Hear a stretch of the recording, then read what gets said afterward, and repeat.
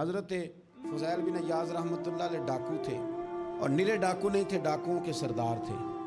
تو ارشاد فرماتے ہیں کہ میرا طریقہ یہ تھا کہ میں ایک پورے قافلے کی صورت میں حملہ کرتا تھا تو لوگ ڈرا کرتے تھے اگر کہ فضیل بن عیاض کے ڈاکوؤں نے حملہ کیا تو پھر نہیں بچتے۔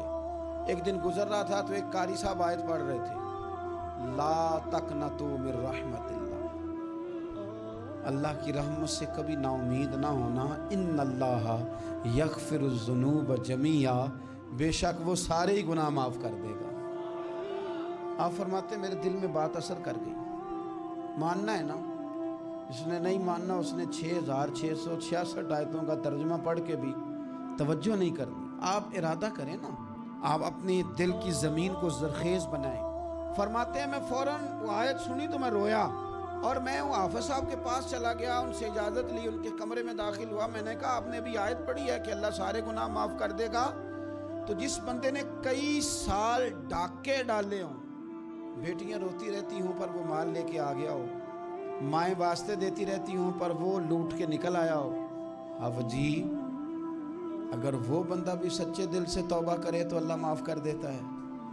تو آفا جی کہنے لگے میں کون ہوتا ہوں تمہیں کوئی تفسیر بتانے والا، میں نے تو قرآن کی آیت پڑھی ہے، میرا رب کہتا ہے لا تقنطوا من رحمت اللہ، تم نے مایوس نہیں ہونا، تم آ جانا، معافی مانگ لینا، ان اللہ یغفر الذنوب جمیعا، اللہ سارے گناہ معاف فرما دے گا، اللہ سارے گناہ۔ تو یہ تو اللہ فرما رہا ہے۔ فضیل بن عیاض کہتے ہیں میں نے کہا ختم ہو گئی بات، توبہ بھائی۔ واپس آیا تو وہ میرے ساتھ جو تھے نا ان سے میں نے کہا سردار نیا تلاش کر لو بھائی۔ اب ارادے بدل گئے، پروگرام کچھ اور ہو گیا۔ اب تو لوگ ہمیں تانے دیں گے، اب تو لوگ باتیں کریں گے کہ اوتھے کی لین جانا ہے۔ فضیل بن عیاض کہنے لگے بس بھائی توبہ کرنی، اب تم کوئی اور سردار تلاش کر لو۔ اور اوپر سے نہیں کہا، توبہ کی تقریریں نہیں کی، دوسروں کو میسج نہیں بھیجے، اور لیکچر نہیں جھاڑے، رو کے کہا، درد سے کہا، دل سے کہا۔ تو وہ جو باقی کے تھے نا ان پر سردار کی بات کا اثر ہوا، کہنے لگے سردار ہم نے سردار نیا نہیں ڈھونڈنا، اگر چوریاں مل کے کی ہیں تو اب تو اس طرح تو نہ کر، توبہ بھی مل کے ہی کریں گے، اب اللہ بھی مل کے ہی کریں گے، اب بس تو اگر ادھر جائے گا تو ہم بھی تو جائیں گے نا۔ اللہ اکبر۔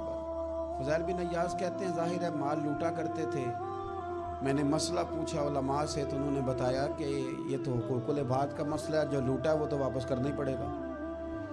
اب میں نے وہ پیسے جمع کیے، اب سارے تو میرے پاس تھے نہیں، جتنے میں دے سکتا تھا دیے، جو کھا چکا تھا وہ رہ گئے۔ ایک یہودی کے پیسے رہ گئے، اس کے گھر چلا گیا، میں نے جا کے اسے کہا میاں میں نے کر لیا توبہ، اور میں وہ فضیل بن عیاض ڈاکو ہوں جس کے تیرے گھر سے اتنا مال لوٹا تھا، میرے پاس پیسے کوئی نہیں، وہ پیسے لگ گئے، اب تو اس طرح کر مجھے معاف کر دے۔ وہ کہنے لگا نا جناب، یہ بھی کبھی کبھی ہوتا ہے، لوگ نا شرافت کو بزدلی سمجھ لیتے ہیں۔ فضیل بن عیاض سے کہنے لگا میں تو پیسے لوں گا، ایسے تو نہیں معاف کرتا۔ آپ فرمانے لگے پیسے تو کوئی نہیں، یہ سچی توبہ ہے۔ وہ کہنے لگا پھر اس طرح کرو میری اونٹوں کو چارہ ڈالو، پیسے پورے ہوئے تو چلے جانا۔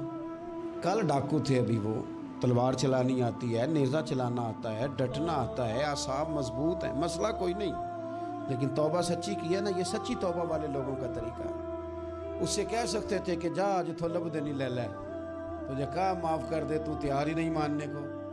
حضرت فضیل بن عیاض کہنے لگے اگر اونٹوں کو چارہ ڈالنے سے تو معافی دیتا ہے نا تو میں تیرے اونٹوں کو چارہ ڈالنے کو بھی تیار ہوں، کیونکہ راضی اللہ کو کرنا ہے، اپنے ضمیر سے بوجھ اتارنا ہے، بندوں کے سامنے سرخرو نہیں ہونا، اللہ کے حضور ہونا ہے۔ توبہ کا مطلب ہے رب کوئی بارگاہ میں سرخرو ہونا، بندوں کے سامنے نہیں۔ حضرت فضیل بن عیاض صاحب کہنے لگے ڈالیں گے تیرے اونٹوں کو چارہ، کیوں نہیں ڈالنا۔